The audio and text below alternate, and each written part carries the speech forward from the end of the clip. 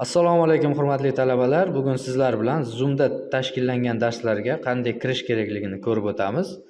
Har bitta guruhga quyidagicha dars jadvali tashlab berilgan.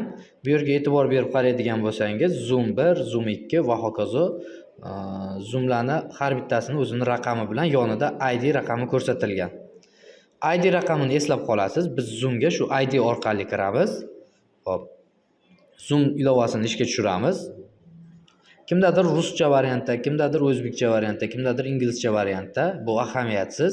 Muhimi bu yerda ko'rsatilgan ko'k yozuv, ko'k tugmani ustiga bosasiz va meeting ID, ya'ni bu ID degan joyga haligi dars jadvaldagi Zoomni ID raqamini ko'rsatamiz.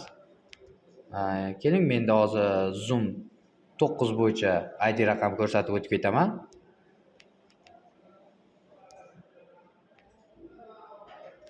Xo'p, endi ikkinchi masala, bu yerda qurilmani nomi turibdi.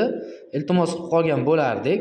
Bu yerga har bitta talabani o'zini ID'si bor. Ism, familiya kerak emas, guruh kerak emas. Faqatgina har bitta talabani shaxsiy ID raqami o'zlaringiz bilasizlar, shuni kiritasiz.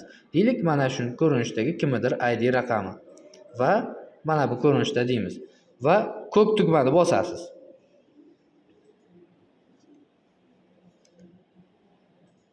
Kod so'raydi.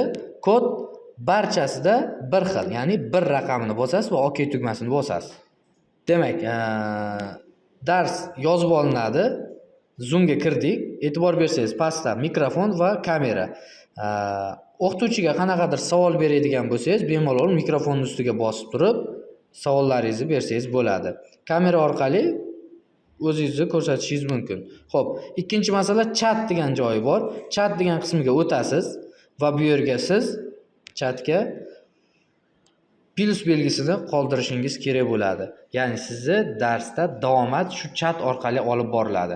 Kirasiz, plus belgisini qoldirasiz va jo'natib qo'yasiz. E'tiboringiz uchun rahmat.